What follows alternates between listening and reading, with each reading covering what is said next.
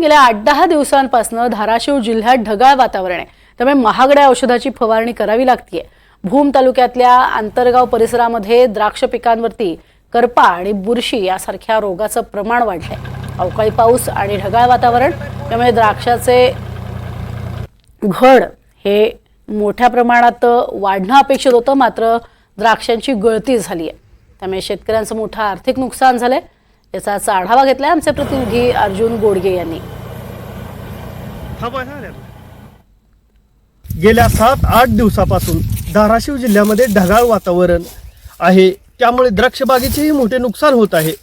आपण भूम तालुक्यातील अंतरगाव येथे आलेलो आहोत। प्रत्यक्ष शेतकऱ्याच्या द्राक्ष बागेतूनच त्यांच्याशी बातचीत करूया। द्राक्ष बागेवर कुठल्या रोगाचा प्रादुर्भाव झालाय? मी अंतरगावचा द्राक्ष बागायतदार बिरमल माळी। काय झालंय, यावर्षी द्राक्ष बागेला वातावरणाचा असा फटका बसला आहे की काही झाडाला माल राहिलाय, काही झाडाचा माल या वातावरणामुळं गळून गेलाय। आणि ह्या मागच्या 8 दिवसामध्ये ढगाळ वातावरण आलं तर पावसाचं वातावरण झालं तयार, यातमध्ये माल बऱ्याच झाडाचा कमी झालाय। एका झाडाला माल, एका झाडाला काहीच माल राहिलेला नाही।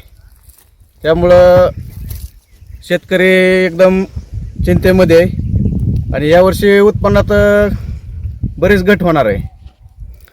झाडं अशी म्हणजे एकदम पार एकही घड राहिलेलं नाही। काही झाडांना, काही झाडांना असं थोड्या प्रमाणात राहिलं आहे। शेजारची झाडं एकदम एकही घड नसलेली झाड आहेत अशी।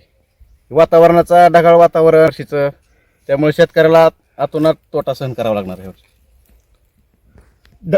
ढगाळ वातावरणामुळे द्राक्ष पिकाचे धाराशिव जिल्ह्यातील मोठे नुकसान झालेले आहे। या पार्श्वभूमीवर आपण दुसऱ्या एका शेतकऱ्याशी बातचीत करूया। कशी परिस्थिती द्राक्षाची? ढगाळ वातावरणामुळे आणि या एकंदरीत जे हवामान बदल झाला आहे त्यामुळे बुरशीजन्य रोग तसेच अनेक रोग पडल्यामुळं जे काही द्राक्षाचे घड आहेत ते झाडावरून मोठे होण्याच्या अगोदरच गळून पडलेले आहेत। त्यामुळे घडांची संख्या अत्यंत कमी। तुम्ही इथं झूम करून बघा, एकदम ह्या फटाला एक सुद्धा घड नाही, अशा अनेक फट्या रिकाम्या आहेत। तरी आता हा घड बघा, हा घड आहे, हा एखादा घड राहिलेला आहे। हे घडाने लकडून गेलते हे सगळे फाटे, पण हे बुरशीजन्य रोग कारणामुळं त्या फाट्याला एक सुद्धा घड राहिलेला नाही। अशा प्रकारे बऱ्याच शेतकऱ्यांच्या अंतर्गावामध्ये खूप बाग आहेत। बऱ्याच शेतकऱ्यांचं नुकसान हे ढगाळ वातावरणामुळे झालेलं आहे। धाराशिव जिल्ह्यातील अंतरगाव येथील द्राक्ष बागेचा आढावा आपण घेतलेला आहोत। अर्जुन गोडगे, NDTV मराठी, अंतरगाव, भूम।